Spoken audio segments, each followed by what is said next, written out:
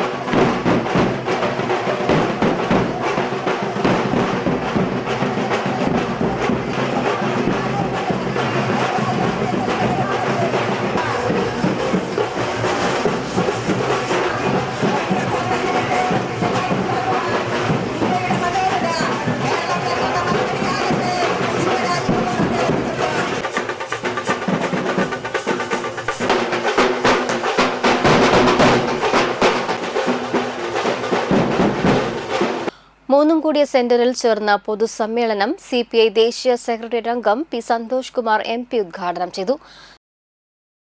UDF-നും hat trick എന്നതാണ് ഈ തെരഞ്ഞെടുപ്പിന്റെ ഫലം. 3-ാം തവണ തുടർച്ചയായി ഇടതുപക്ഷ ജനാധിപത്യ മുന്നണി അധികാരത്തിൽ വരിക വഴി ഹാട്രിക് അടിക്കും. തുടർച്ചയായി 3-ാം തവണ പ്രതിപക്ഷത്തിരിക്കുന്നത് വഴി UDF-ഉം ഒരു ഹാട്രിക് അടിക്കും. അതാണ് ഈ ഘട്ടത്തിൽ കേരളത്തിൻ്റെ എല്ലാ ഭാഗത്തു നിന്നും ഉയർന്നു വരുന്ന പ്രധാനപ്പെട്ട സന്ദേശം എന്ന് പറയുന്നത്. ഒരു ദുരന്തത്തിന്റെ പേരിൽ പണം പിരിച്ച് ആ പണത്തിന് സുതാര്യതയില്ല. ഒരു ഘട്ടത്തിൽ 54 കോടി എന്ന് പറഞ്ഞു, ഇപ്പം 5 കോടിയായിട്ട് അവ ചുരുങ്ങുന്നു. അവ തന്നെ സ്ഥലം എടുത്തു എന്ന് പറയുന്നു. എപ്പോൾ പണം പിൻവലിച്ചു, ആധാരത്തിൽ കാണിച്ചതിനേക്കാൾ എത്രയോ അധികം തുക സ്ഥലത്തിന് കൊടുത്തു എന്ന് പറയുന്നു. അപ്പൊ അങ്ങനെ കാര്യങ്ങൾ വീണ്ടും ആപ്പ് ഉണ്ടാക്കാൻ തന്നെ 9 ലക്ഷം രൂപയാണ് ആപ്പ് ഉണ്ടാക്കാൻ. ഇപ്പൊ ആപ്പ് കൊണ്ട് ആപ്പ് ഇപ്പൊ കാണാനില്ല.